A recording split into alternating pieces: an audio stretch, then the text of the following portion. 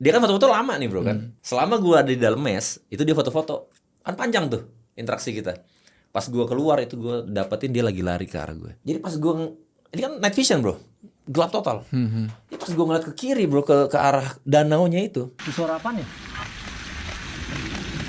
Dik. Balik.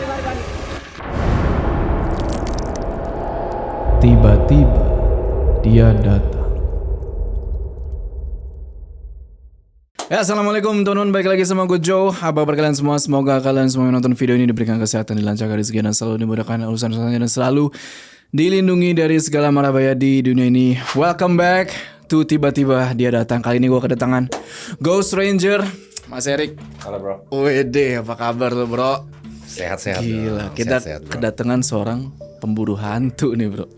Ya kan, kenapa lu memburu mereka? Karena sebenarnya berangkat dari ketidakpercayaan gue sama dunia mistis di Indonesia bro. Lu nggak percaya? Gue gak percaya bro. Jadi lu pengen membuktikan ceritanya gitu ya? Iya betul. Jadi kalau di Indonesia ini, kalau lu belum kesurupan, berarti belum ada interaksi. Wajib lu kesurupan dulu. Patokannya kesurupan. Patokannya kesurupan. Lu mau komunikasi sama arwah, roh apapun itu, harus kesurupan, harus lewat perantara. Kalau ngeliat-ngeliat gitu? Kalau ngelihat apalagi Penampakan itu lebih kan? Lebih lagi. Cuman yang gue tahu di luar negeri ada alat-alat untuk mendeteksi keberadaan makhluk halus, dan itu udah lama banget. Itu puluhan tahun. Contohnya apa tuh alat-alat? Ghost detector, ada EVP, electronic voice phenomenon, ada spirit box, dan banyak lagi alat-alat yang bisa mendeteksi keberadaan makhluk astral. Kayak itu ya, yang gue pernah lihat tuh kayak thermal gitu, tau gak sih? Thermal kamera. Thermal kamera itu. Betul. Dan kalau lu perhatiin, mungkin teman-teman di rumah ada yang suka nonton horor kayak Conjuring. Iya, Conjuring. Benar. Ed Warren sama istrinya, Lorraine, ya kan? Mereka pakai teknologi bro. Istrinya emang cenayang, tapi suaminya dengan keterbatasan yang dia miliki, dia menggunakan teknologi. Dan itu udah puluhan tahun bro. Berarti lu dari kapan tuh pemburu hantu itu? Lebih dari 10 tahun gua kumpulin alat-alat Anjir. yang bisa mendeteksi keberadaan mereka. Gua berhenti ngitung di 26 alat. Lebih lama dari gua nge-YouTube aja 10 tahun. Tapi dulu gua nggak punya konten YouTube, gua cuman punya Instagram. Dan gua cuman melakukan penelusuran live Instagram ya secara cuma-cuma. Gitu. Oke, ceritain dong pengalaman lu sewaktu salah satu pengalaman lu lah sewaktu lu itu. Yang mau gue ceritain hari ini ya salah satu pengalaman gue yang tadi gue bilang gue skeptis sama dunia mistis di Indonesia. Yes. Tapi setelah yang satu ini, lu gue agak terbuka bro. Agak terbuka. Iya, agak terbuka. Gue bilang oke, mereka mungkin nih, ada. Menarik Gitu. nih. Oke, berangkat dari satu kesempatan bro. Jadi di dalam cerita ini nanti akan melibatkan 2 orang, gue sama teman gue. Oh, lu bertiga nih? Berdua. Oh, berdua? Gue berdua doang. Satu lagi namanya Dika. Kalau gue itu berburu hantu menggunakan teknologi dengan alat-alat semua yang gue punya, yang standar internasional. Dan gue itu merupakan device operator. Jadi alat-alat ini gue yang operasiin. Sedangkan teman gue yang satu lagi, dia ini adalah ghost photographer. Oh anjay, keren juga. Keren kan? Ya gue bingung ngasih namanya apa, tapi itu yang paling keren sih bro yang gue pikirin. Motoin setan. Itu dia. Jadi dalam fotoin setan juga ada teknik-tekniknya. Dari shutter speed, dari ya ISO-nya. Oh serius, mesti mainin itunya juga? Iya, betul. Oke, terus? Dan ada metode-metode lain juga yang cuman Dika yang bisa jelaskan. Tapi nggak jarang kita dapat penampakan yang cukup solid dari makhluk halus. Jadi kalau gue sebagai device operator, alat-alat yang gue punya ini untuk mendeteksi keberadaan mereka secara audio, lebih ke audio atau motion, Oke. Kayak sensor-sensor gerakan. Sedangkan kalau Dika ini visualnya, karena jepretan dari foto, gitu kan. Jadi menurut gue dengan gue kombinasikan teknologi berburu hantu sama fotografi di dalam mencari hantu, lengkap. Lo bisa dapat audio visual, ya kan? Kita itu melakukan penelusuran ya ke berbagai tempat di Indonesia, sampai di satu kesempatan kita dapat DM ada yang nyaranin untuk coba penelusuran di daerah Bogor. Ada satu pabrik bro. Bogor nih ya? Bogor. Jadi di pabrik ini ceritanya pernah terjadi nggak tahu kelalaian seseorang yang di akhir hidupnya. Oke. Tapi yang bertanggung jawab adalah pihak dari pabrik. Jadi hal itu disembunyikan sampai akhirnya pabrik tersebut ditutup oleh massa, oleh warga sekitar tempat. Karena pada protes gitu ya. Iya. Jadi ditemuin jasad dan ya ternyata kelalaian dari si pemilik pabrik, disembunyikan. Berangkat dari situ bro, kan kita dapat informasi yang seperti itu. Jadi menurut gua ini pasti cerita yang dibuat-buat supaya satu tempat terbengkalai menjadi serem dan ya ada kepentingan lainnya lah gitu. Jadi gua datang ke lokasi, gua sempat bicara sama RT RW setempat dan warga setempat dan mereka mengamini hal itu pernah terjadi bro. Gua bilang berarti bukan cuma cerita yang dibuat-buat oleh ya pemberi izin gitu kan. Jadi penasaran lah kita sampai di sana itu. Gue minta izin dulu ke RT. RT juga udah ngasih satu orang yang akan membukakan pintu untuk nemenin kita di malam yang kita pilih. Malam Jumat waktu itu? Enggak juga sih bro. Enggak. Waktu itu nggak salah malam Selasa malah. Malam Selasa. Jadi gue kesana. Kita sampai itu sekitar jam 12 malam. Jam 12 malam kita masuk dari pintu samping. Wow.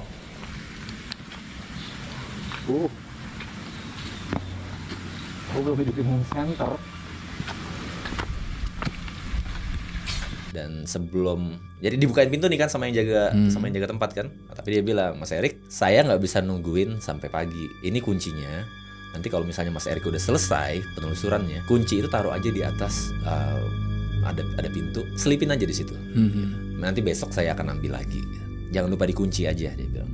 Oke, nggak masalah Mas. Gue lupa namanya, tapi ya kalau ada juga gue nggak bisa ngomong kali ya. Jadi ya udah oke.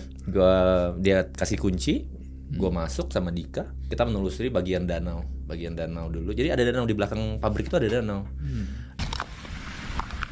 Ini danau men? Oh itu danaunya tuh. Wow. Ini danau yang lu cerita ya? Iya. Gue sempet jatuh. Udah hati-hati Bentar. Oke. Dan baru kita masuk ke daerah pabriknya. Nah, di pabriknya gede bro. Pabriknya gede. Ini pabrik apa? Gue nggak ngerti itu pabrik bekas apaan, tapi memang besar dan terlihat seperti pabrik sih. Tampilannya juga. Itu gede banget. Jadi pada saat kita masuk bro, sebelah kanan, jadi masuk ruangan ya, ruangan pabrik ini. Sebelah kanan itu adalah area pabrik, sebelah kiri adalah area mes. Mes karyawan ya. Jadi mes karyawan. Ini apa nih?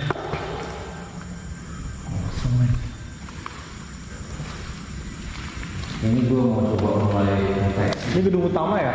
Ini gedung utama sampai ke belakang sana. Karena besar, gue bilang ke Dika, kita telusurnya bareng-bareng. Oke, jadi lu sambil foto, gue sambil ngedeteksi biar rata ya. Kita mulai dari mes dulu, baru nanti kita akhiri di daerah pabriknya. Baru kita keluar lagi. Oke, dia bilang. Gue jalan di depan, dia jalan di belakang. Gila gue merinding di sini dik.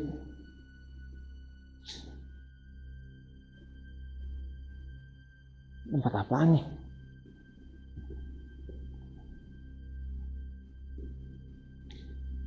Di satu titik, gue masuk ke mes, daerah mes.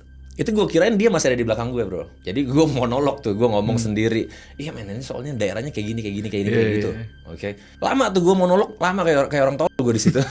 Sampai di satu titik, gue baru sadar kalau dia nggak ada di belakang gue. Gila aneh. Lu ngerasa aneh? Dik. Dika. Ya si kampret hilang. Si Dika itu. Si Dika ini hilang dia dari belakang gue. Cuman gue bilang, aduh, gue udah masuk lumayan jauh ke dalam mes. Kalau gue keluar lagi, gue bilang mubazir banget nih, karena kan ini nge-record terus. Iya. Ya kan? Gue record dari bodycam gue, Dika record dari bodycam dia. Ya udah, gue pikir, udahlah, gue telusurin aja nih mes sendirian. Ntar urusan Dika, urusan belakang. Jadi gue masuk. Susahnya gue sebagai ghost hunter bro, gue harus sisir setiap tempat pakai ghost detector. Yeay.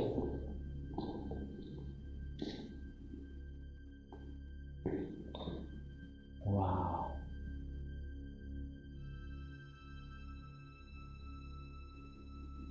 pakai alat-alat itu Pakai ya. alat-alat itu. Tapi waktu itu yang gue inget, hal pertama yang gue pakai adalah SLS kamera.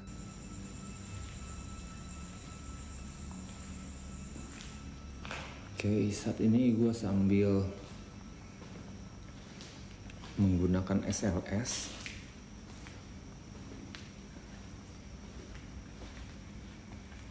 Halo. Apa tuh SLS ini Structured Light Sensoric. Gini, paling gampang gue jelasinnya. Lu tahu Xbox nggak? Xbox tahu. Game Xbox. Iya. Lu tahu kan? Nah itu Xbox itu punya kamera augmented reality-nya dia. Oke. Namanya Kinect. Oke, Kinect tahu. Kinect sensor, Tahu, ya kan?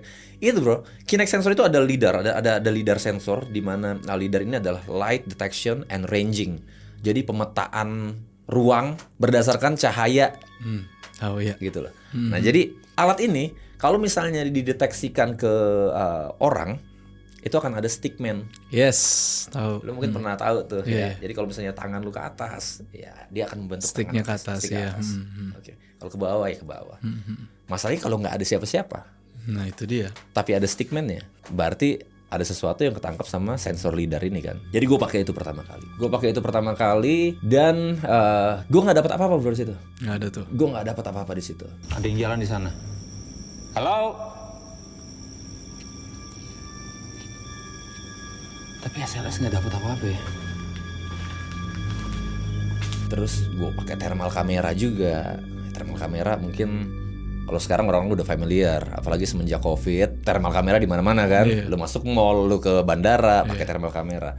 Zaman dulu tuh ya itu hal yang aneh, perlu pakai thermal kamera apaan. Kalau thermal kamera itu military grade. Jadi di luar udah dipakai, udah sering banget. Itu buat ini kan? Iya. Buat perang salah satunya kan? Betul. Nah itu hal-hal yang seperti itu. Jadi itu gue pakai dalam penelusuran. Di thermal kamera juga gue nggak dapat apa-apa. Sampai gue pakai satu alat gue yang namanya Ovilus. Apa tuh? Ovilus ini alat yang bisa menerjemahkan gelombang elektromagnetik menjadi suara. Jadi kalau terdeteksi gelombang elektromagnetik, maka akan trigger dia untuk keluarin suara. Oke. Gitu. Ovilus ini bro akan terdengar seperti Google Translate suaranya. Siapapun dari kalian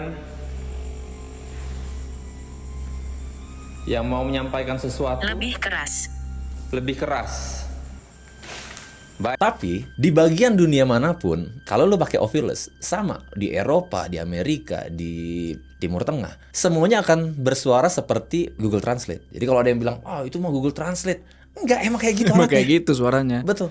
Jadi data bank itu dia akan diputar hanya pada saat ada energi elektromagnetik yang mendekat sama si alat ini. Oke. Kenapa elektromagnetik?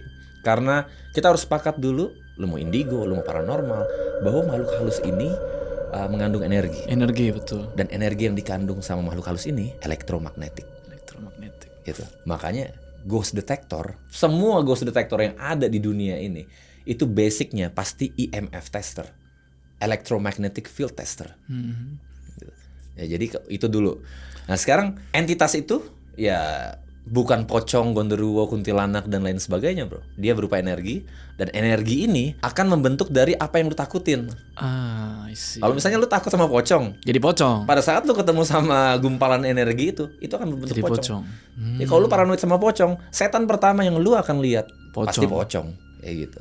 Nah itu pertama ya. Terus gue pakai ghost detector untuk ngedetect dalam ruangan mes itu bro. Nggak dapat apa-apa. Pas gue pakai Ovilus yang tadi Suara.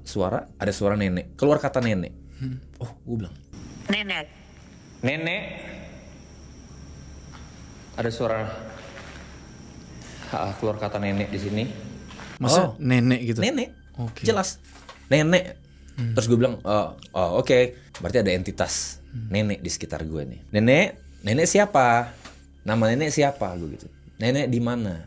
Itu nggak ada jawaban. Kata selanjutnya dia, tolong lebih keras. Serius kayak gitu? Tolong lebih keras. Ini gue masih punya dokumentasi aslinya. Oh, Jadi ntar menarik. gue taruh di Iya. sini.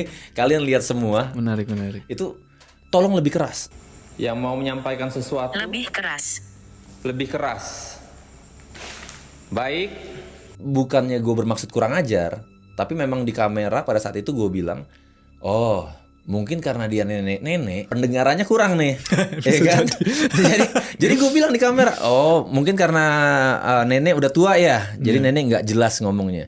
Jadi yang tadinya gue nanyanya santai, gue naikin suara gue. Ya, agak Volume suara gue agak gede gitu kan. Nggak ada jawaban lagi pada saat gue nanya nama nenek siapa, nenek di mana. Pas gue bilang nenek di mana itu gue sambil scanning daerahnya bro. Jadi kayak di depan gue tuh ada semi hutan. Iya. Karena terbengkalai udah lama, jadi tumbuhan merambatnya udah parah. Itu udah kayak semi hutan.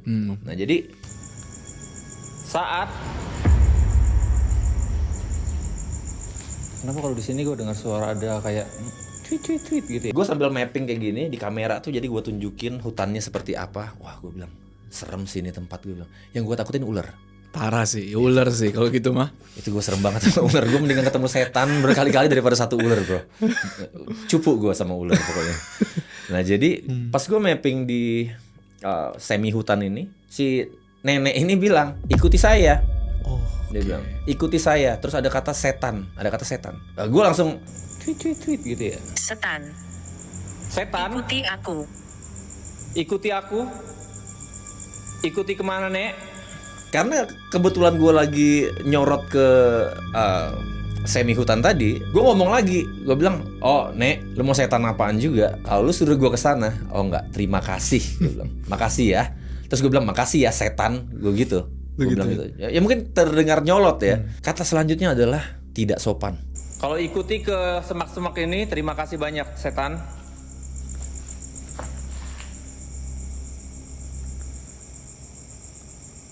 Gue nggak akan ke sana.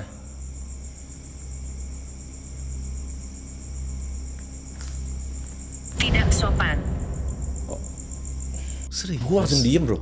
Maksud gue, Serius. ini semua adalah runutan di mana ini harusnya cuman coincidence, harus kebetulan doang. Iya. Tapi itu terlalu kebetulan. Ini lu kayak komunikasi. Gue kayak komunikasi di situ. Iya. Jadi dia bilang tidak sopan. Oh, gue bilang, wah, sempet terdiam gue di situ, bro. Isi Dika mana nih?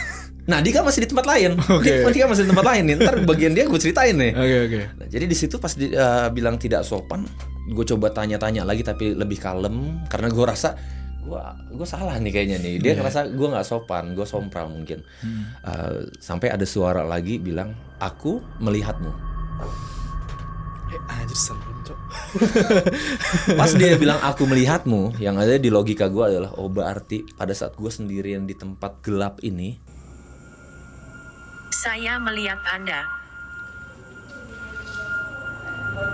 Saya melihat Anda. dia lihat gue, berarti dia ada di sekitar gue dong. Itu dia. Yang ada di pikiran gue adalah, oh enggak. Dia bilang lilin habis itu. Lilin. Lilin. Oh, gue bilang, gue nggak ada lilin. Gue nggak bawa lilin. Lilin. Lilin. Gue bawa senter tapi gue nggak ada lilin. Tapi yang ada di pikiran gue adalah, tunggu.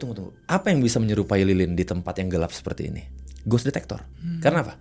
Ghost detector gue, kalau misalnya ada medan elektromagnetik yang ketangkep di radius ghost detector gue, dia akan naik, dia akan indikasi radiasi elektromagnetik itu akan naik, akan interaktif pokoknya. Itu warna dari hijau, kuning, orange sampai merah. Merah tuh berarti udah ini Deket banget. banget. Udah deket banget. Betul. Nah pas gue mikir, oke, ini kayaknya bisa ngegantiin lilin nih, gue bilang. Gue hidupin ghost detector gue yang paling tua yang gue punya. Itu mereknya K2 Meter, made in USA. Oke, jadi kalau misalnya kalian teman-teman di rumah, ini adalah ghost detector 1000 umat. Ini adalah ghost detector yang paling gampang kalian dapetin di marketplace Indonesia saat Ada ini. di Indo itu. Sekarang baru ada bro. Terbeli ya buat iseng. Nah itu, itu dia.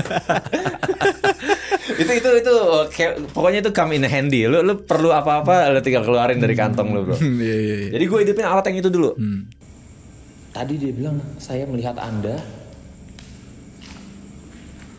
Dan sekarang ghost detector sedekat ini. Pas gue hidupin ghost detector yang K2 Meter ini, itu indikasi keberadaan makhluk halusnya ya, yang elektromagnetik ini, itu lebih dari setengah bro, naik. Naik tuh. Gue bilang, dia ada di sekitar gue. Tapi ada alasan kenapa gue mengkoleksi lebih dari 5 ghost detector. Beda-beda itunya. Apa? Fungsinya. Fungsinya sama, jenisnya yang beda-beda. Oke. Jadi kayak yang paling tua itu ada K2 Meter, yang paling baru itu ada Tri-Field Meter. Di antara K2 Meter sama Tri-Field Meter, itu mungkin ada gap sekitar 5-8 tahun. Dan itu ada Meter K, itu ada Ghost Meter, itu ada baru Tester. Pokoknya segala macam lah itu. Jadi gue punya tuh semua bro. Nah, yang waktu itu gue bawa beberapa, tapi yang gue perluin adalah alat gue yang satu bisa memvalidasi alat gue yang lainnya. Nah, Betul. Itu Siapa tahu nih alat error kan? masuk lo. Ya kan, ya kan. Tes lagi pakai yang lain nih. Itu dia. Jadi yang ada di pikiran gue pada saat itu ya, oke, kayak itu meter, alat gue yang paling jadul itu setengah. Kalau gue pakai yang ghost meter, apa yang terjadi? Jadi pas gue hidupin yang ghost meter ini bentuknya dia ada jarum bro, ada jarum dan dia akan menunjukkan ya itu apa namanya ya, seberapa jauh atau seberapa dekat elektromagnetik ini, makhluk astral ini sama alat kita. Dan di atasnya ada satu lagi, pokoknya ada lampu yang kalau mereka mendekat dia akan bunyi dan blipping lampunya, terang. Kamu yang melihat saya? Oh damn it, beneran dong. Dia ada di sekitar gue. Jadi kalau misalnya itu pas gue hidupin, dia langsung naik jarumnya dan lampunya tuh hidup blinking, dan itu terang banget. Deket banget berarti itu. Deket banget berarti. Oh gue bilang, ini dua alat yang gue punya dan itu dapat hasil yang sama. Ini yang gue cari gitu loh. Oke, jadi gue udah puas di situ karena gue pikir oh berarti mereka ada di dekat gue. Gue matiin dong. Gue matiin, terus gue bilang wah oke, thank you. Gue bilang lu mau berinteraksi sama gue. Terus pada saat gue matiin, suara yang keluar dari Ovilus, dia bilang, si nenek ini bilang cerah. Cerah karena Cerah. Oke. Jadi di sini gue langsung masuk. Oh oke. Berarti gue langsung monolog nih. Oh berarti apa namanya ya, alat gue kalau di kegelapan terang kan, makanya cerah. Gue bilang kayak gitu. Terus dia nggak ada jawaban lagi sampai dia bilang kayak gini, simpan perekaman. Serius dong. ghost detector gue bisa berwarna, lampunya nyala. Simpan perekaman. Simpan perekaman. Simpan perekaman. Berarti mesti matiin kamera nih. Itu. Jadi gue bilang oke, gue bilang saat gue ngerekam gue oke, gue udah simpan perekamannya, udah ke record, gue bilang kayak gitu. Dan terus gue bilang, oh kata selanjutnya adalah lanjutkan. Lanjutkan ini banyak arti sebenarnya. Lanjutkan ini bisa jadi ya lanjutkan interaksinya, lanjutkan. Gue menyimpan perekaman. Teruskan. Baik. Gue akan cari Dika sekarang. Apa namanya, penelusurannya atau apa gitu kan. Tapi gue ambil inisiatif, oke, gue akan lanjutkan. Gue akan cari Dika, gue bilang kayak gitu. Gue jalan keluar, gue nyari Dika lah pokoknya. Apa yang terjadi sama Dika ini gue dapat dari footage di bodycam dia. Jadi dia bilang di kamera bahwa pada saat, ingat kan tadi kan gue di depan, dia di belakang. Iya. Nah pada saat mau masuk ke daerah mes, dia ngelihat sebelah kanan, ngapain si Erik ke daerah mes? Yang di sebelah kanan ini lebih serem nih. Dia bilang kayak gitu.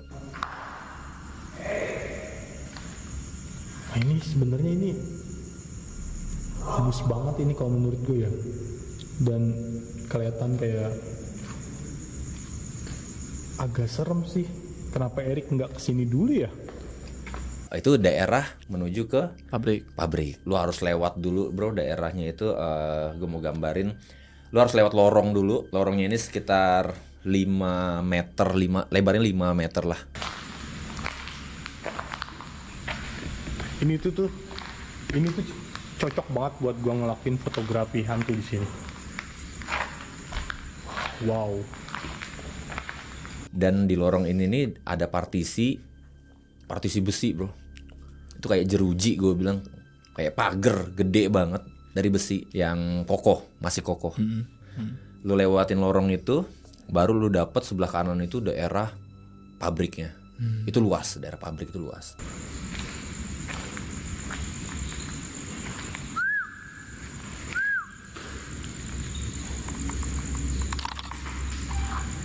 Ada suara.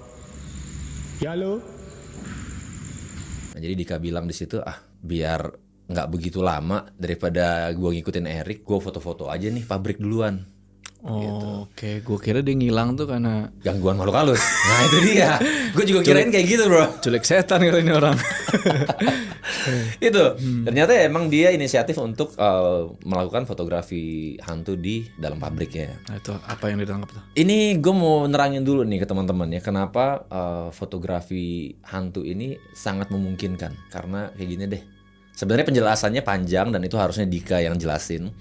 Tapi yang paling gampang yang gue bisa tunjukin ke teman-teman di rumah, kalau kalian punya remote AC atau remote TV, Remote AC. lu tahu kan yang di atasnya itu ada sensornya, Iya, yang kaca itu. yang kaca, ya kan? Coba lu lihat sensornya pakai mata lu, terus lu pencet tombol-tombolnya, lu nggak lihat apa-apa kan? Iya. Lu nggak lihat apa-apa.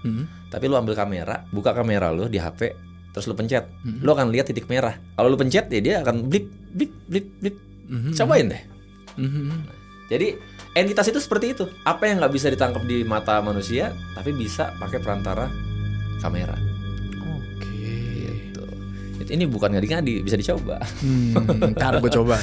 Itu. Nah jadi itu yang kenapa menurut gua ini akan jadi epic. Jadi Dika foto-foto di dalam ruangan itu. Jadi footage kamera itu bro, kalau dilihat dari tengah pabriknya ini, di atas atapnya itu tuh udah cuman seng-seng aja bro, seng-seng. Terus ada beberapa seng yang udah lapuk, udah karat. Jadi ngeri sih sebenarnya, ngeri ke bahaya nyata. Kalau Dari ketiban di tengah-tengah Ketiban, pabrik ya. itu. Satu-satunya area yang lumayan safe adalah lorong tadi tuh, lorong yang menghubungkan mes sama pabrik. Kan ada lorong tadi kan, Iya. itu aja yang masih ada Ethernetnya. Nah, oke, jadi dia foto. Setelah dia foto, dia balik ke, karena dia pikir oke, safe zone gue adalah lorong tadi, ya kan. Jadi dia di lorong itu, dia cari, dia scroll hasil fotonya, sampai ada satu penampakan yang gue bisa bilang 70% solid. Lu kalau mau lihat penampakan hantu, itu dia tangkap. Emang itu apa? Apa nih?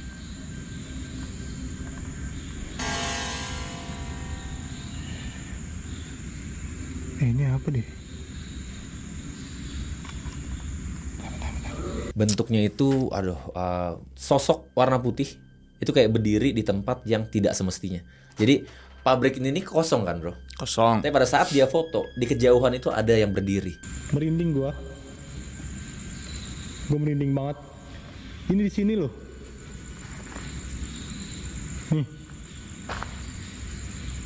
Nih.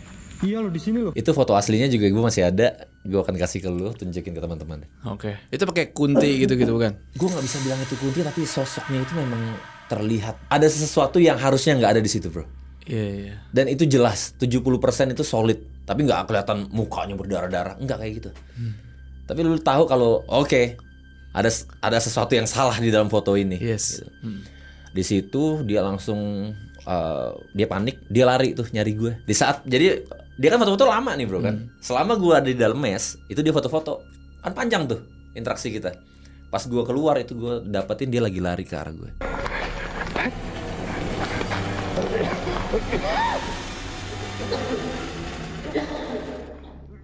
Lu dari tadi gue cariin men di belakang. Men. Lu lihat gue dapat apaan? Apaan lu? Ya tunjukin fotonya. Oh, gue bilang, "Oke. Lu dapat di mana?" Di ujung. Serem itu men tempatnya. Wah, gue bilang boleh juga. Gue bilang, ya udah kita kesana aja deh. Menarik nih. Menarik gue bilang ya udah karena gue pikir kita bisa interaksi lebih lanjut lagi dengan keberadaan fotonya Dika itu. Jadi dengan ada foto itu gue bisa bilang, oke, siapapun yang tertangkap di foto itu, ayo kita ngobrol. Kita ngobrol di sini. Jadi kita pilih tempat untuk ngobrol sama entitas ini, bro. Di lorong itu tadi. Karena apa? Itu adalah tempat yang paling safe untuk nggak perlu was-was sama kejatuhan seng gitu bro. Karatan lagi kan. Jadi bahaya nyatanya sih ya nggak masuk akal aja kalau misalnya kita interaksi di situ untuk nyelakain diri sendiri. Jadi udah kita ambil, ya udah kita sesi spirit box di situ. Nah spirit box ini bro. Oke, siapapun yang ada di sini, silahkan berkomunikasi lewat spirit box yang ada di depan kita. Lu bisa komunikasi dua arah sama makhluk halus pakai alat ini. Jadi lu bisa tanya jawab. Jadi kalau misalnya di Indonesia pakai kesurupan, mediumisasi ada orangnya. Kalau ini kita pakai alat. Kayak spirit box itu. Pakai spirit box. Nah, kalau kayak jelangkung kan nulis tuh. Ya kan? Betul. Nah, kalau ini kita bisa dapat suara. Nah, spirit box ini jauh sebelum spirit box ada, Ghost Hunter International, mereka menggunakan EVP. EVP ini Electric Voice Phenomenon. Gitu. Jadi cara kerjanya adalah Dia kayak voice recorder, mereknya Zoom. Zoom. Mereknya Zoom bro. Gue punya tuh Zoom. Nah itu, mereknya Zoom untuk recording biasa, tapi dia ultra sensitive recording emang. Nah jadi kita rekam, kita monolog aja. Kita tanya siapa yang ada di sini, kamu kenapa, ada informasi apa tentang tempat ini. Lu monolog aja. Setelah ya after proses, begitu udah selesai nih percakapan lu colokin high def headset, baru lu dengerin. Kadang-kadang pertanyaan lu ada jawabannya. Cuman ini dipakai sama Ghost Hunter ya bisa dibilang 5 sampai 8 tahun yang lalu. Mereka berhenti pakai itu karena ada teknologi lagi yang namanya Spirit Box. Oke. Gitu. Spirit Box ini jadi kita percaya alat ini bisa dimanipulasi frekuensinya sama makhluk halus untuk menyampaikan Pesan. atau jawaban dari pertanyaan kita. Kita pakai Spirit Box. Kondisinya kita ada di tengah-tengah lorong yang lebarnya 5 meter 6 meter dan kita mulai interaksi di situ. Langsung gue tanya, siapa yang ada di sini? Siapa yang tertangkap di kamera Dika tadi? Banyak aktivitas di atas. Iya. Keluar suara tolong. Oke, gue bilang, apa nih? Apa yang bisa kami tolong? Nggak ada jawaban. Kamu kenapa? Nggak ada jawaban. Gue tanya, siapa namamu siapa? Di sini ada Erik dan Dika. Nama kamu siapa?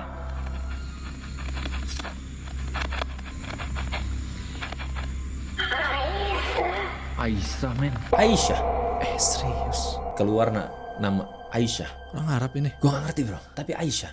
Aisyah namanya. Oke, gue bilang, oh Aisyah. Ya kan kita kalau dalam dunia ghost investigator, paranormal investigator, kalau kita dapat nama kita akan cecer terus dari nama, bro. Aisyah, kamu kenapa? Tolong, dia bilang. Terus dia bilang, Suara lonceng. Jangan pukul. Jangan pukul. Jangan pukul lagi. jangan pukul lagi. Jangan pukul lagi. Oke, pukul. Gua langsung bilang ke si Dika, lu tadi ada mukul-mukul apaan gak Nah, di sini? itu dia. Karena kita nggak tahu ya, mungkin ya maksud kita mukul dinding atau apa. Pukul dia. Pukul gitu kan. Jangan pukul apa? Dika bilang nggak ada. Dika ini emang suka iseng, sompral juga, tapi dia yakin bahwa hari itu dia nggak melakukan sesuatu yang nggak semestinya. Dia bilang nggak ada. Gue nggak mukul apa-apa. Oh oke, gue bilang jangan pukul lagi, dia bilang. Terus kata selanjutnya itu Tidak bisa sembunyi. tidak bisa sembunyi. Gue bilang apa sih? Sembunyi dari siapa? Nggak ada jawaban. Sampai di titik dia bilang, oh gue tanya, Aisyah, apakah kamu Mati. Kamu mati di sini? Ada suara. Iya, dia mati di sini, men. seseorang yang diakhiri hidupnya di sini? Itu kata iya. Itu coincidence-nya gue nggak ngerti. Dia jawab iya. Gue bilang, wah, men, ke Dika. Ini dia nih yang kita cari nih. Ini dia misi utama kita. Kenapa kita ke tempat ini? Dia bilang, iya. Terus gue tanya, oke, kamu diakhiri hidup atau mengakhiri hidup di mana? Itu nggak ada jawaban. Sampai satu kata, danau. Oh, ada danau kan di situ. Danau, dia bilang. Bro, 5 detik, 3 sampai 5 detik setelah kata danau, lu ingat kan gue bilang kalau lorong itu partisinya itu tuh besi berat, pagar besi yang gede banget, ya kan? Danau, men. Jasadnya di danau.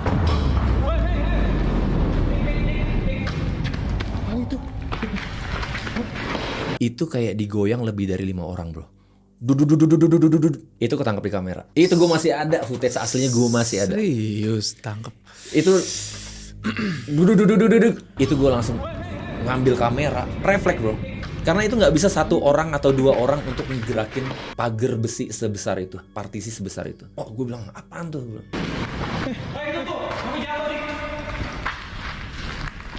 Ini gue yang Lu lihat. Iya. Gue ambil kamera, gue langsung nyorot ke balik dari pagar besinya, ujung ke ujung.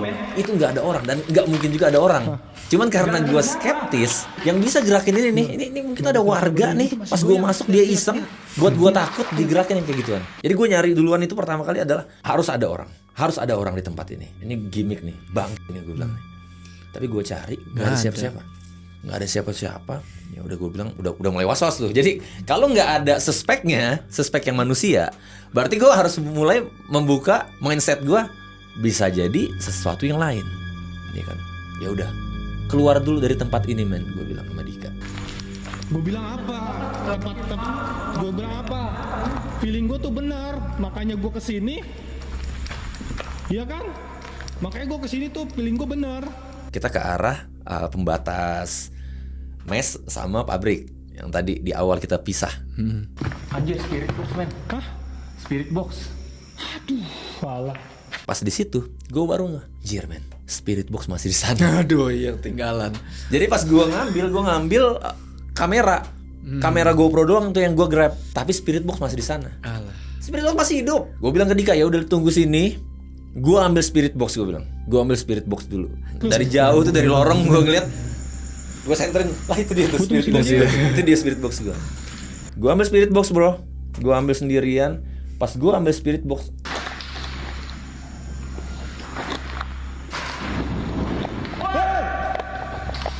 Apa Rik? Bukul lagi anjir.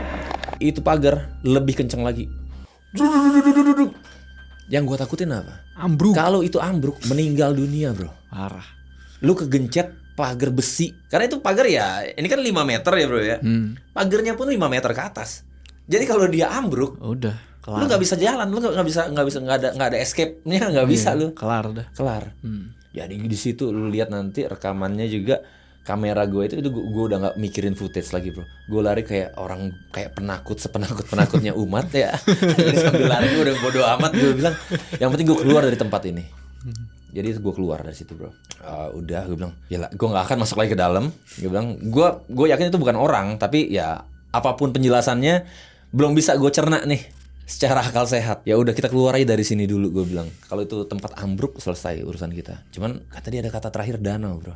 Itu dia. Ya kan, gue ke danau, gue bilang sama Dika, ya udah supaya tuntas nih, ini siapa entitasnya, kita spirit box lagi di danau. Jadi gue sama Dika duduk di danau, di tepi danau. Cuman kita nggak bawa tripod. Jadi di samping kita nih bro, kalau misalnya ini danau ya, gue sama Dika di sini. Di samping kita sebelah sini itu ada dinding dan ada tanaman merambat. Oke. Jadi kita udah ada di danau sekarang. Aisyah, Nah jadi gue pakai itu SJ Cam, night vision gue, merek SJ Cam. Ada clip onnya, jadi gue jepitin di tanaman merambat gitu, gue jepitin kayak gitu. Jadi emang footage-nya ya kalau kena angin ya goyang-goyang dikit bro, kayak gitu kan. Sambil ya ini kita spirit box nih, di spirit box di situ gue panggil Aisyah lagi. Aisyah, ini kita ada di danau, ada yang mau kamu sampaikan? Dia bilang kayak, gue bilang gitu kan. Aisyah, tolong. Sama kayak di dalam tadi, dia minta tolong juga nih sekarang nih. Keluar kata tolong lagi, sekali lagi bro. Tolong, gue bilang iya, apa yang bisa kami tolong, ayo kalau kamu boleh cerita gitu. Terus gue tanya, kamu diakhiri hidupnya atau mengakhiri hidup kamu di sekitar sini? Kalian dekat nih. Kami dekat sama lokasi jasadmu, Aisyah. Iya. Terus dia bilang dekat, berarti kan oke. Dekat dari tempat gue spirit box nih kan. Gue pastiin lagi di mana, di belakang kah, apa di mana gitu. Lari dia bilang. Kamu ada di mana sekarang, Aisyah?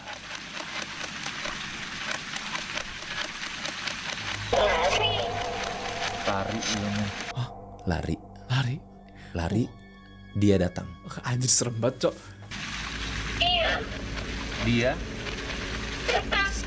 Dia datang. Dia cok. Saya bilang lari, dia datang bro. Dan gue bilang siapa yang datang? Oh bentar, pas dia bilang lari dia datang, gue bilang siapa yang datang? Dia bilang datang tapi bukan saya.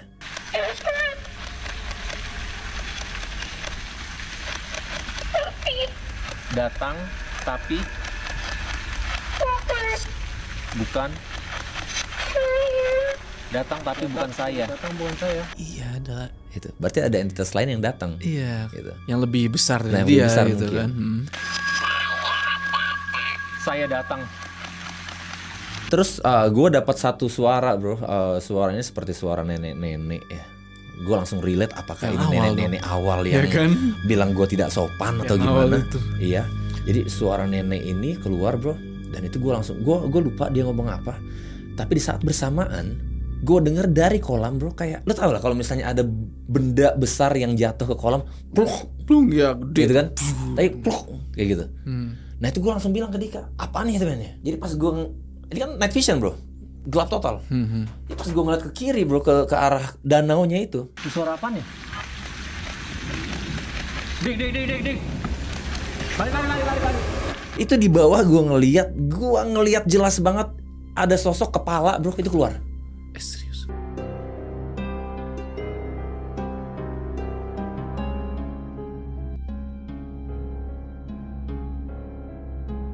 Gue setiap kali cerita itu gue merinding. coy. Itu bro. Jadi gue bilang ke Dika, lari. Kenapa men? Kata Dika, kenapa? Lari dari sini, gue bilang. Lari aja, ikutin gue lari. Jadi itu kita lari. Night vision itu masih nempel bro. Iya, tinggal lagi. Itu kalau kata orang-orang, lah kok bang itu night vision lu tinggalin di situ. Emang iya. Ya gimana aja panik. Itu jadi gini bro, kenapa gue lari saat itu? Ini selalu orang-orang bertanya, kenapa lu lari di saat itu? Karena dari keskeptisan gue belakangan mikir kalau itu setan bro. Yang ada di pikiran gue apa? Orang, jasad, ada mayat di situ. Orang lagi mancing mungkin terus kecemplung di situ. Iya. Gue pikir itu jasad karena belum lama dari penelusuran gue itu. Ada teman gue, ini orangnya masih ada nih, namanya Faisal Rinaldi, Isal Kumis. Dulu dia punya channel YouTube. Dia solo explore bro. Jadi nggak begitu lama dari penelusuran gue yang itu, Isal Kumis ini ketemu mayat bro di satu rumah terbengkalai. Dia ketemu mayat dan ya terus ya dia ditanya-tanya polisi lah, panjang lebar lah pokoknya. Yang ada di pikiran gue pada malam hari itu, ini jangan-jangan sama kayak si Isal nih, gue dapet nih mayat juga nih. Cuman karena gue orang jadul, bokap gue bilang bro, kalau ada kecelakaan, ada peristiwa apapun, lu jauh-jauhin diri lu dari yang namanya saksi mata. Kalau di Indonesia ini, lu jadi saksi mata, lu jadi tersangka utama dulu bro, sebelum proses-proses selanjutnya gitu kan. Ya itu yang ditakutin. Jadi yang ada di mindset gue adalah jangan sampai gue jadi saksi mata akan kejadian apapun. Mau ya mana tahu itu korban pembunuhan, mana tahu itu ya apapun itu ya bro ya. Jadi gue bilang anjir ini kayak si Isal nih, ketemu mayat nih gue bilang nih. Itu yang buat gue untuk kabur dari tempat itu. Kabur sampai di luar dari lokasi ini. Kan yang jaga nggak ada, yang jaga pulang. Iya, lo kan suruh titipin kunci itu di atas. Titip kunci. Nah di situ gue takutnya kalau itu emang mayat, gue di luar lokasi bro. Gue tungguin sampai pagi, sampai itu si mamang itu datang lagi. Jadi gue tungguin, gue bilang, bang, semalam saya lihat ada nggak tahu ya kayak orang di dalam danau. Orang dalam danau gimana kata dia. Akses ke danau ini kan aksesnya ya dari pabrik dari pintu pabrik itu bro. Jadi danau itu tuh termasuk dari pabrik itu gitu. Ya nggak mungkin ada lagi dia bilang ke dalam sana. Ya udah daripada salah-salah ya kalau saya juga mau ngambil ada alat saya juga yang ketinggalan di dalam. Cuman maksud gue ya kalau ada dia kan ya biar dia aja. Pas lagi nyari-nyari ternyata emang mayat. Ya udah dia aja lah gitu kan. Itu akhirnya bro pagi itu kita ambil pakai bambu tuh dia korek-korek ujung ke ujung bro. Yang ada di tepi yang gue lihat sosoknya itu keluar dari danau itu. Kita cari, nggak ada bro. Nggak ada. Berarti bukan jasad atau bukan orang. Nah itu dia. Jadi itu nggak ada. Akhirnya ya udah gue ambil night vision. Night vision masih ada tuh. Masih ada night vision. Nah jadi maksud gue kayak gini. Apapun yang gue lihat malam itu harusnya kena juga di night vision. Harusnya gitu. Jadi Dika pegang GoPro, night vision masih nempel di situ. Nah jadi dari gua ngelihat sosok itu harusnya night vision tuh pas banget kena juga. Yes. Gitu. Nah, ini kan gua masih di lokasi kan, jadi gua pengen pulang, gua pengen lihat itu hasil night vision gua kayak gimana. Di situ bro, sampai rumah gua langsung cek hasil videonya. Emang karena night vision jadi hitam putih kan? Hitam putih. Jadi itu gua color correction, color gradingnya tuh gua beresin sampai lu harus lihat sih videonya bro. Serius lo? Lu harus lihat videonya. Beneran yang lu lihat itu?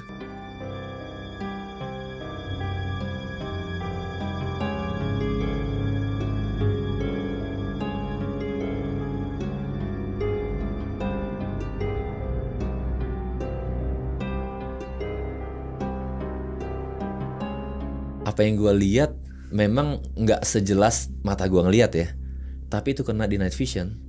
Setelah color correction itu jelas lu bisa tahu mana mata, mana mukanya, rambutnya, hidungnya, itu kelihatan jelas. Sekarang gini bro, itu daerah Bogor, itu danau, dan kondisi itu sekitar gue interaksi terakhir itu sekitar jam 2, jam 3. Sekarang orang tahu mana kalau misalnya gue mau gimmick bro, yang bersedia nyemplung ke dalam danau dan muncul di suhu pada saat itu mungkin 16 derajat Celcius bro. Parah, dingin Bogor mah ya. Jadi nggak akan seniat itu juga gitu loh. Cuman penjelasannya satu-satunya ya mungkin ada orang yang masuk ke situ untuk nakut-nakutin gue muncul. Cuma kita cari nggak ada. Nah ini video-video yang tadi gue ceritain itu ada. Itu jadi potongan-potongannya akan gue kasih ke lu tunjukin deh. Gue juga penasaran, gue belum lihat videonya nih. Nah itu dia bro. Itu dari situ bro, gue udah nggak mikir panjang lebar. Cuman kalau itu bukan jasad, kalau itu bukan orang, makanya gue bilang gue harus buka pemikiran gue. Well mungkin entitas itu ada. Mungkin. Dan itu sampai hari ini gue belum pernah balik lagi ke tempat itu. Walaupun di kolom komen pada bilang, bang lu harus balik lagi ke situ, lu harus bantuin Aisyah. Dalam hati gue, men, gue bantuin Aisyah kalau gue kegencet sama pagar besi, yang enggak juga gitu kan gue bilang. Tapi sampai hari ini mereka banyak yang bertanya-tanya, kenapa lu kabur, apa yang lu lihat, dan ya kamera lu gimana, terus apa yang terjadi setelahnya. Ya ini nih, gue cuman cerita di channel lu. Menarik ini aja. Itu berarti lu dari jam 12 kan? Dari jam 12 itu. Kelar jam berapa tuh? Jam 3-an bro. Jam 3-an. Karena gue inget Dika dapat foto itu di jam 2-an. Jadi ya saking besarnya tempat itu memakan waktu ya nggak kerasa 2-3 jam bro. Bukannya kita datang ke satu lokasi terus langsung dapet gitu. Wah jarang banget kayak gitu bro. Jarang. Cuman ya kalau misalnya lihat di video-video gue ya mungkin durasi 53 menit atau durasi 43 menit. Tapi banyak interaksinya. Wah lu gak tahu berapa lama gue di dalam situ bro.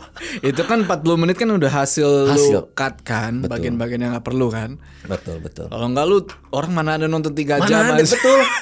betul bro. Jadi gue pernah live investigation itu ditonton banyak orang, total hampir 4 jam. Dan yang nonton, wah ngabisin waktu gue. Ya iyalah. Lu juga gue ngapain lu nontonin 4 jam lebih gitu kan. Mendingan lu tungguin aja itu video jadi, baru gue kasih tahu mana yang dapat mana yang dapatnya gitu. Nungguin bro 4 jam.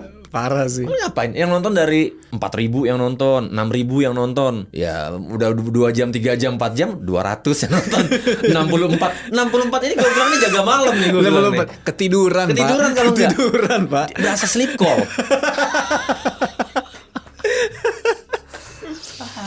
Gitu jadi. Tapi bro Erik, gue mau nanya nih. Lu kan bilang tadi di awal lu skeptis. Nah sekarang lu udah ngeliat itu, lu sejauh mana lu percaya sama mereka itu? Gue lebih picky, lebih milih jadi bro. Milih. Jadi kayak ya ada beberapa tempat yang gini. Pada saat gue penelusuran, tapi dengan dalam tanda kutip untuk kebutuhan entertainment, lu harus expect akan banyak gimmick di situ. Misalnya gue kerja sama ya mungkin paranormal, mungkin TV kayak gitu. Kalau nggak ada interaksi nggak laku bro. Nggak laku, boring. Iya. Itu yang membedakan kenapa kalau di acara-acara TV seperti itu biasanya kita akan dapat banyak interaksi. Kalaupun nggak dapat yang dari alat-alat gue, akan ada yang kesurupan dan lain sebagainya. Tapi kalau misalnya di contoh channel YouTube gue, kita udah dari 2018 aktif investigasi dengan ratusan tempat yang udah kita kunjungi. Video kita baru 30-40 bro. Dari 2018. 2018. Video baru 40. Tapi sebenarnya lu udah syuting berapa banyak tuh? Oh ratusan bro. Mungkin gue berhenti ngitung di 200 kali bro. Yang paling baru ini teman-teman gue punya kita rata-rata jarang banget apes atau sial 3-4 penelusuran gak dapat apa-apa. Ini yang paling baru nih, ini tanggal berapa sih kita? Pokoknya akhir November nih. Iya. 8 kali penelusuran itu zonk semua bro. Zonk semua, gak ada apa-apa tuh. Zonk semua. Dan kalau zonk kayak gini, ya nggak ada bedanya sama penelusuran teman-teman yang solo explore. Iya. Ya kalian mampir ke channel mereka aja lah gitu loh. Nggak ada interaksi. Jadi menurut gue ya itu kita milih kenapa alasannya cuman ada sedikit video di channel YouTube kita ya kan emang dipilih. Emang dipilih yang ada interaksinya aja. Tapi kan pasti ada yang nanya dong, bang lu ini gimmick ya masa ada mulu gitu kan? Itu dia bro. Itu bener banget, anjir. Jadi gini, bener. Itu nggak 1-2 kali. Rata-rata bilang bang di video lu Semua ada interaksinya. Gue lihat di Ghost Hunterin luar negeri, mereka susah banget dapat interaksi. Wah, itu jawabannya, bro. Itu alasannya kenapa lebih dari 5 tahun kita penelusuran, videonya cuma 30. Ya karena itu. Ya, karena- Sekarang gini, kalau iya. misalnya bisa disetting, bro, bisa gimmick, kenapa nggak lu setting aja semuanya sih? Bener. Ya kan? Kalau by the end of the day, it's all about AdSense, setting aja semuanya. Kasih aja gimmick semuanya. Duit, bro. Iya. Nah sekarang gue tanya, konten yang namparin pocong lebih bagus viewersnya dari channel-channel kita, bro. Gue tahu Bener itu. nggak? Iya. Yang hantem nih pocong pakai helm gue nih, bentak. Gue tahu. Buset, bro. Mereka udah jadi jutawan, bro. Kita orang kaya, kayak gini aja ya. Ada kuntilanak suruh beli gas, Pak. Nah, belum lagi Prabu Siliwangi, Nyi Roro Kidul, sama apa lagi? Mereka collab. Harga dirinya juga kagak ada, gue bilang. Tapi itu fansnya, lu bilang kalau itu gimmick, lu dimaki, bro. Iya sih, makanya gue heran, Pak. Dasar agama lu kurang. Maksud gue, masa mereka nggak bisa bedain sih mana yang bohongan, mana yang itu kan maksud gue itu obvious banget kan, jelas banget kayak begitu loh. Bro, gua tahu kesusahannya pesulap merah kayak gimana. Dia mau berantas dukun santet. Ya dukun santetnya aja yang viewersnya dukun santet jauh lebih bagus dari Parah. viewersnya dia, bro. Dan apa penontonnya tuh loyal, Loyal. kayak bener-bener ngebela mati-matian. Iya. Jadi kalau misalnya lu beda sama apa yang mereka percayai, lu yang dianggap kurang iman lu. Aneh kan? Iya, makanya gue kan gue percaya gitu ya, ada jin, ada itu segala macem kan, dan mereka bisa mewujudkan jadi apapun lah gitu, Iya. menyerupai gitu kan. Iya. Cuma kalau yang tadi lu bilang Prabu Siliwangi ini collab, bro, fake man, maksud gue.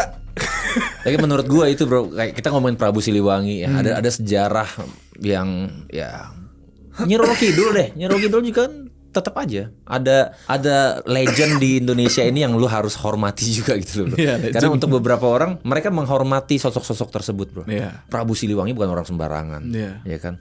Tapi dengan lu buat sosok Prabu Siliwangi, Nyi Roro Kidul, sama pocong, sama kuntilanak, mereka collab, mereka berdiri, terus si hostnya ini salaman satu-satu, bro. Maaf ya Kanjeng, maaf ya Prabu. Buset. Lu kita spill lah. Bro, kita akan dimusuhin orang, bro. Banyak banget, brother. Aduh, gue bisa kasih tau lu itu. Tapi kalau soal santet lu percaya nggak? Gue percaya banget. Percaya banget. Gue percaya banget santet. Tapi Kenapa? satu, bro. Apa tuh? Santet itu nggak bisa. Misalnya gue tahu lu cuma dari YouTube misalnya ya. Gue tahu Jo. Gue mau santet Jo. Sampai lu botak beruban kagak bakal Nggak bisa. sampean, bro. Pertama, ini gue nggak tahu ya, praktisi yang manapun yang denger ini, lu santet ini, bro, black magic ini, lu harus kenal sama orangnya ini more than close. Serius? Jadi bukan cuman lu gue naksir sama si A, gue santet, kagak bisa. Oh, lu harus bener-bener Lu dekat harus baru dekat bisa. dulu, bro. Lu harus bener-bener deket. Lu harus tahu keluarganya Oh gitu. baru. Makanya gue percaya tentang persantetan ini itu biasanya dari keluarga dekat dulu, bro. Misalnya Bener ya. keluarga A sama keluarga B nih berantem nih. Padahal mereka satu keluarga ya. Nah itu santet-santetan. Ya itu gue percaya tuh, itu bisa banget. Gue ada satu penelusuran nih, bro, di daerah Bogor. Ini bisa jadi 3 episode nih. Tapi ini gua, apa namanya, short aja ya. Iya, iya. Nah, jadi gue pernah ada satu subscribers gue yang minta tolong di daerah Bogor juga. Jadi ada satu rumah dia udah terbengkalai puluhan tahun. Di depan rumah dia itu, bro, ada tanah kecil kosong. Oke. Rumah ini terbengkalai puluhan tahun dan dia mau jadiin rumah ini jadi tempat usaha. Masalahnya dia pakai 2 tukang untuk, maksudnya 2 batch developer gitulah, tukang-tukangnya lah ya, untuk membangun rumah ini, untuk renovasi. Batch pertama itu tukangnya nggak ada yang kerasan. Karena apa? Pada saat dia lagi beresin rumah itu suka ada yang manggil dari lantai 2 kayak "Sst, Iya. Terus misalnya mereka lagi duduk siang-siang ada suara orang mandi gitu. Padahal itu toiletnya udah puluhan tahun nggak terpakai, bro.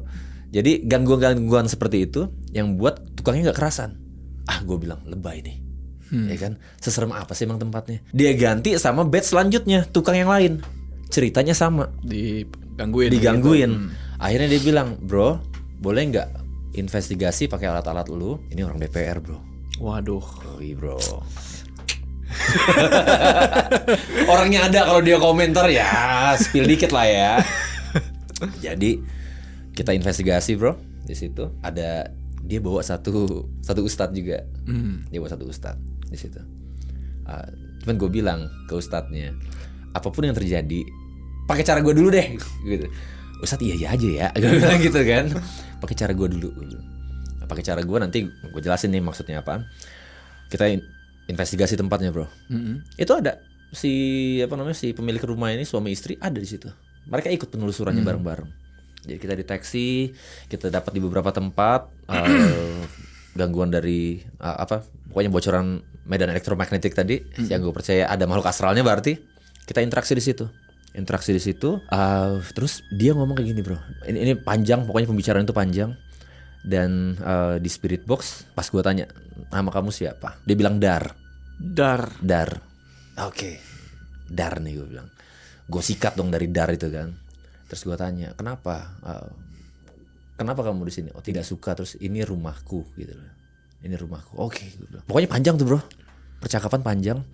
Sampai gue tanya, asal kamu dari mana? Kamu udah lama di tempat ini kah? Sebelum rumah ini berdiri kah? Apakah di sini rawa dulunya? Dia bilang dari seberang.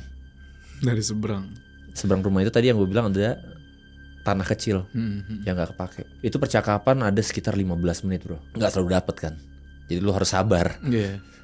Sampai jadi gue bilang kayak gini. 2 menit sebelum habis percakapan, si pemilik bilang gini, ternyata kamu kirimannya Lisdar. Saya tahu sekarang. Gue bilang, bro, gue udah ngobrol itu, dia ngomong Dar itu.